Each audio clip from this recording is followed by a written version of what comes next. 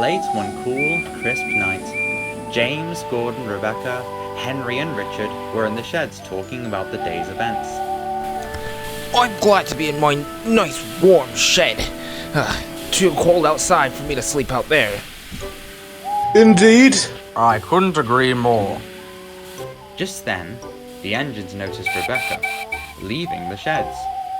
And where are you going, Rebecca? It's way too cold to spend the night outside. Rebecca chuckled.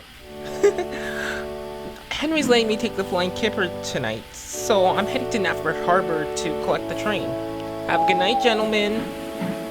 And with that, Rebecca left. As she did so, Richard couldn't help but wonder about something. It didn't take long for Henry to notice, however. Everything all right, Richard? Yeah. Everything's alright, Henry. I'm just wondering, when did we allow Rebecca to join our 5 mainline group? Sometime after you left for the mainland. And after I retired from the Wild Nor'Wester. You mean after you threw a massive temper tantrum in front of everybody at Knapford Station? Glared Henry. And this was the story. This childish behavior would not be tolerated on my railway, Gordon. As such, Henry and James will be pulling the express for a little while. And as for you, Ended Sir Jonathan ominously, will remain in the sheds until further notice. Good day. Henry and James found the whole incident funny. But unfortunately, it wasn't to last. The two engines found it difficult to keep up with the demand, and even Bear, Peter and Boko couldn't help. It was quite clear that until Gordon could be trusted again to be let out, that another engine was needed. Thankfully, Sir Jonathan found an engine. Well, you're late, Henry. And where have you been? You're supposed to be here about an hour ago. Don't remind me, Rusty Red Iron. I had to wait for Edward to make me up Gordon's Hill. So what I'm getting at is that you are saying you are getting old? Not in the slightest, James. Just then, a loud whistle was heard in the distance. Did Sir Jonathan Hatt order another engine?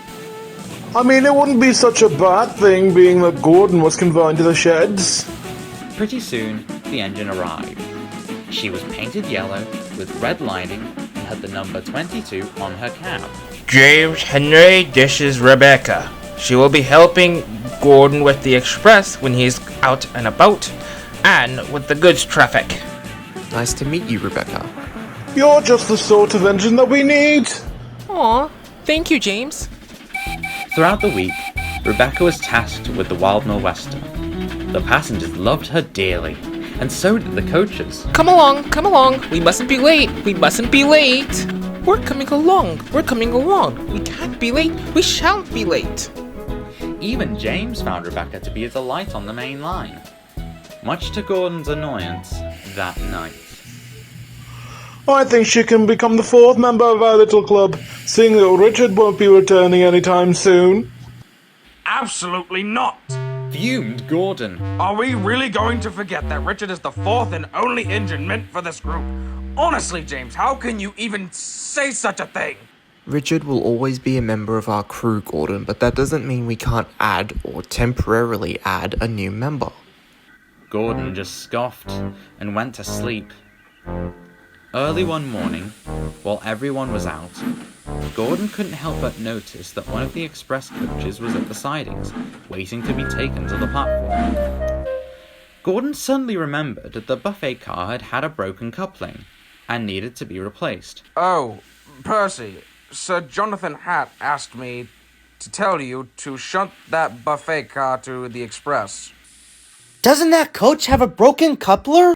Asked a confused Percy. Yes, but Rebecca is going to Crowan's Gate so she can drop off the buffet car there. Percy, unaware that Gordon was playing head games with him, shunted the coach with the express. This will show Rebecca that she isn't going to replace Richard that easily. Said a sly Gordon. Rebecca coupled up to the express, eagerly waiting to leave. Get in quickly, please. We mustn't be late. She said. The passengers clambered aboard, and the guard's whistle blew. Wheel turn by wheel turn, Rebecca slowly brought the express out of the station.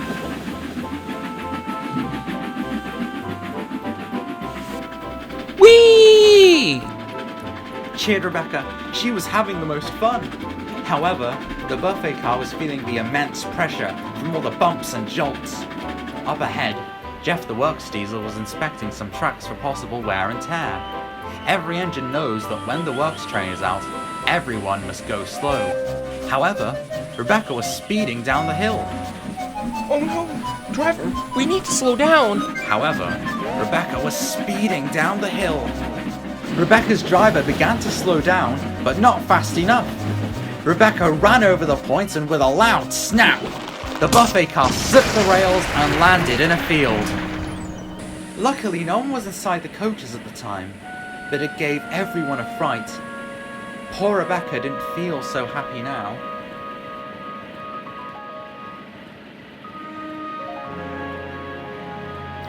What have I done? She said. I've let the fat controller down. But that was going to be the least of her concerns.